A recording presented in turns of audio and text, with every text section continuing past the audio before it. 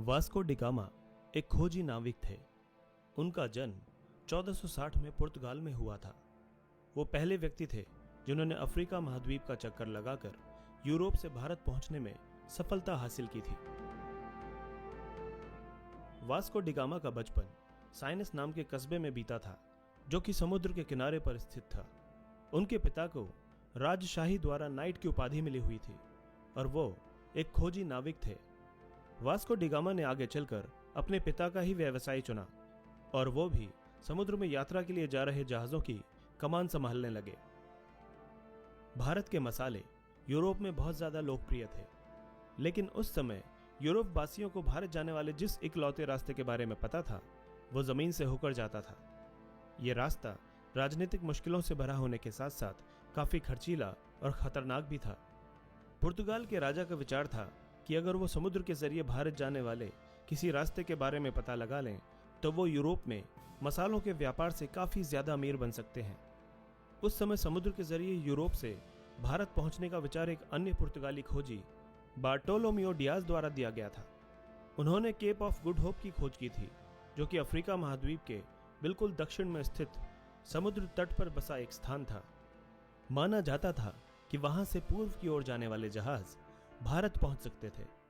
राजा द्वारा Vasco D gamma को कुछ जहाजों और आदमियों के साथ केप ऑफ गुड होप के रास्ते से भारत जाने वाले रास्ते को खोजने के लिए कहा गया।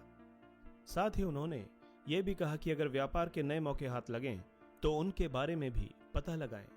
वास्को डी गामा 8 जुलाई 1497 को 4 समुद्री जहाजों और 170 आदमियों के साथ पुर्तगाल के तट से रवाना हुए।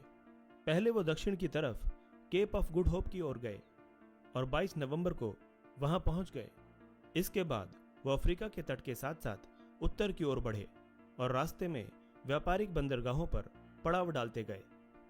14 अप्रैल 1498 को मालिंदी बंदरगाह पर पहुंचने पर उन्हें वहां के एक स्थानीय नाविक से भारत की ओर जाने वाली दिशा के बारे में पता चला।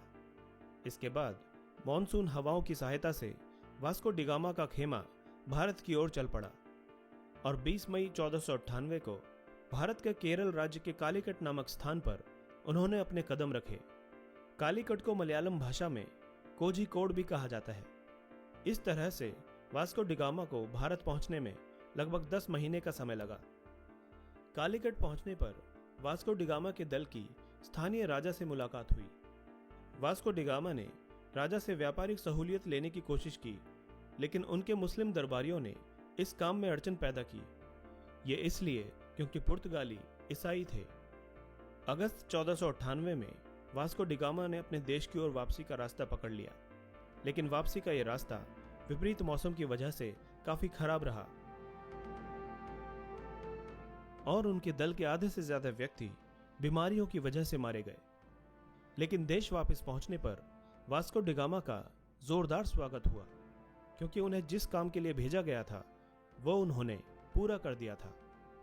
बाद में उन पर कई इनामों की बरसात की गई। इसके बाद वास्को डी गामा को 2 बार और भारत जाने का मौका मिला। उन्हें भारत जाने वाले समुद्री दल का मुखिया बनाकर भेजा गया था। उनकी इन यात्राओं से पुर्तगालियों का भारत के साथ व्यापार काफी बढ़ गया था और साथ ही साथ उनकी शक्ति भी काफी बढ़ गई। तीसरी बार भारत पहुंचने के कुछ समय बाद ही वास्को डी गामा की मलेरिया की वजह से 23 दिसंबर 1524 को मृत्यु हो गई।